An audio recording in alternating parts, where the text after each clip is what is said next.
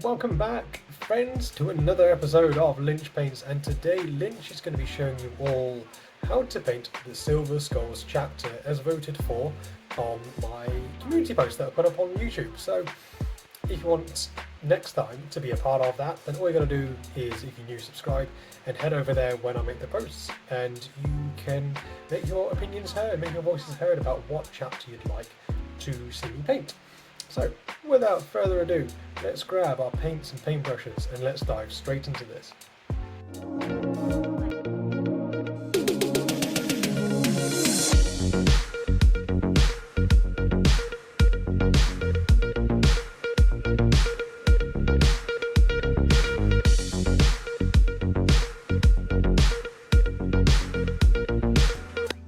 But of course, before we start the video, we're going to need a selection of paints, and these are all the ones I've used in this video today, alongside which we're going to need a small fluffy brush, a medium-sized brush,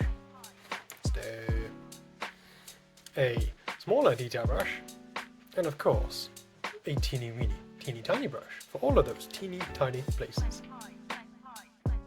So our first step is to, of course, apply a black acrylic primer all over the model.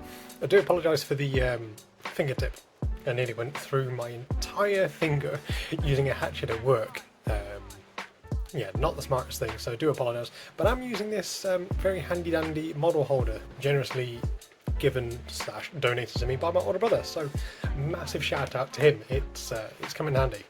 So that's why there wasn't a painting video last week, because it was excruciating. So, getting on back onto the painting now. So, we're going to take some of this Iron Warrior Silver, and I'm going to be using this nice fluffy brush.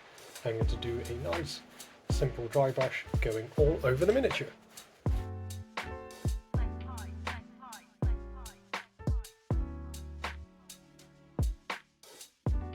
So, after the dry brushing, it should look something like this. Now, the Silver Skulls, they are very much a very dark sort of silver, so this should be enough if I can get my camera to focus. I do apologise. Haven't used one of these stand things before in a video, so I'm going to do the best I can. So we're moving up now to Rune and Fang Steel, and what we're going to do, we're going to pick out the Aquila and also paint over the helmet as well. And while we're at it, it is a bit of an optional extra. But you can do if you want to, is just to go over an edge highlight as well.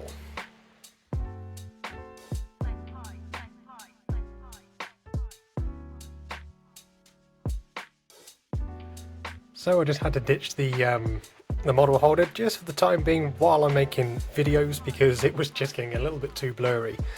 So I apologise for my finger sticking out like this. The flesh was definitely weak, and I thought I'd mention, just while you're edge highlighting in the silver, you don't have to be too neat with it. If you do go a little bit, not to say wobbly, but a bit splintery almost, then that's okay, because then you can mark it up to look a little bit like battle damage, little scratches here and there on the armour panels. And also, if you wanted, you don't have to edge highlight with your standard brush. You could always use a dry brush as well, just thin down? No, just remove more paints than you would have normally done when you were applying the first coats with the Iron Warriors, and then that way it's going to not look as heavy. It's going to be a very nice light dry brush that should pick out the edges of the armour panels.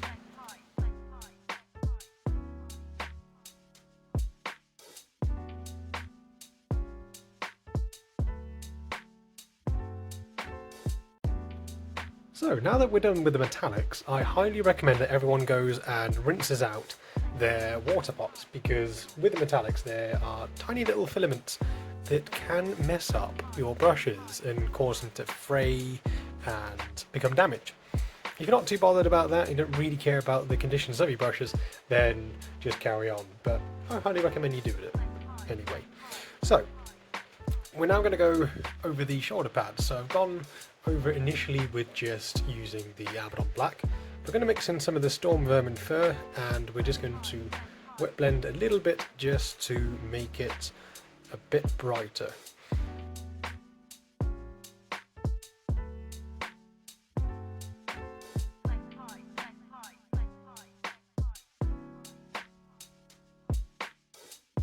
So while we have our black, I'm just going to grab some of this Mornfang brown and we're going to do his belt and his pouches.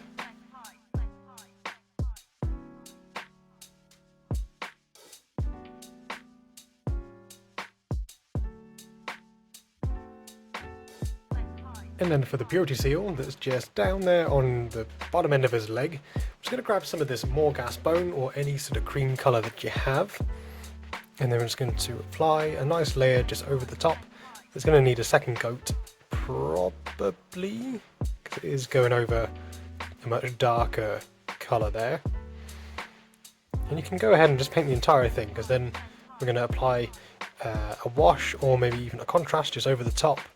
And that will go into the recesses and show off all the nice details on there. And then of course the wax seal. So I'm going to go with a red. Now one thing I've noticed is that a lot of miniatures, a lot of Space Marines, is that they would tend to match the colour of the purity seal with the eyes as well.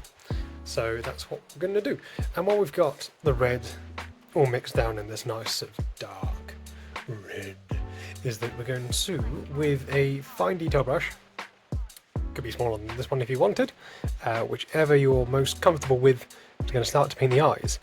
What I tend to do is that I'll paint the first 2/3 of the lens with a dark red, and then the first third with pure red, and then finally at the very tips towards the front of the face is where I'll add in an orange, and then towards the back is where I will add a teeny weeny tiny dot of white, just to show a reflective surface. And then with the purity seal, you just pretty much add, at this point, just dab on little bits here and there, just on the raised areas, and that will show the detail. And of course you can go over it again using a little bit of orange just to really accentuate those highlights.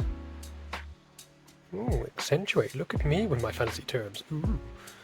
Ooh la la.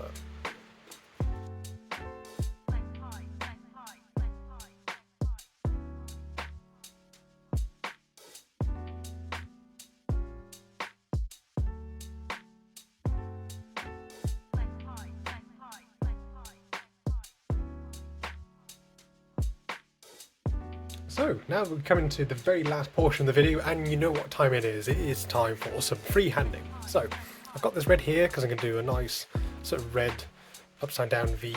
I don't know what the technical term is, but I'm going to go with that. And then of course on the other side is going to be the silver skull that I'm going to use with this Runefang steel. So I'm just going to just pull up the image, excuse the wobbling of the camera. Yeah, it's got a proper cow catcher sort of face on that. Jeez, move over cattle with that.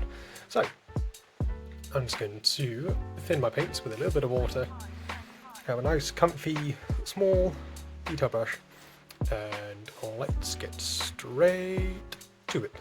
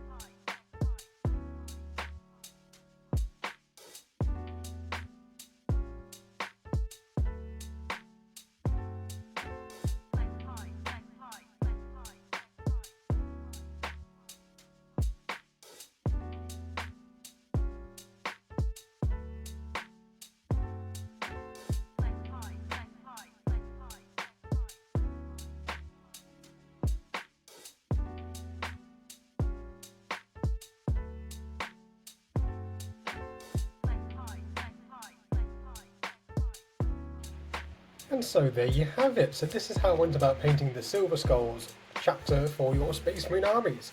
It's been a bit of a challenging one to do because of the injury to my finger. Luckily I've had the stitches removed. Don't want to go into too many details, but I'm hoping that soon it'll be fully functional and fully operational.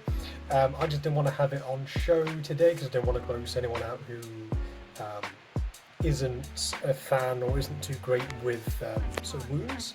So I thought I'd keep it covered up, but it is making things a little bit tricky. But I'm hoping that maybe next week I'm going to introduce some lore videos. I haven't done lore videos before, and I really want to give them a go, so I really hope that you will enjoy them and the reception is good for them. I've got an idea on the first one. It is to do with a potential Primarch returning. I know that a certain Valrak likes to waffle on about chapters, about Primarchs coming back, but I've got my own theories that I want to share with you soon, hopefully. So I think it turned out alright today with this Marine, with the painting and such. So if you enjoyed, do all the usual YouTube stuff, like, comment if you're new, subscribe would be awesomely appreciated.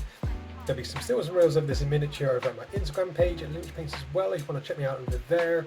And of course, if you wanted to pick up some Marines for yourselves and would want a discount, then check out my affiliate link for Wayland Games. It's a UK retail site. I was about to say UK only, but I do believe that they ship worldwide as well. But go check them out. The link is down below as per usual. So thank you ever so much for watching, as always. Stay safe, stay beautiful, and we'll see you all next time.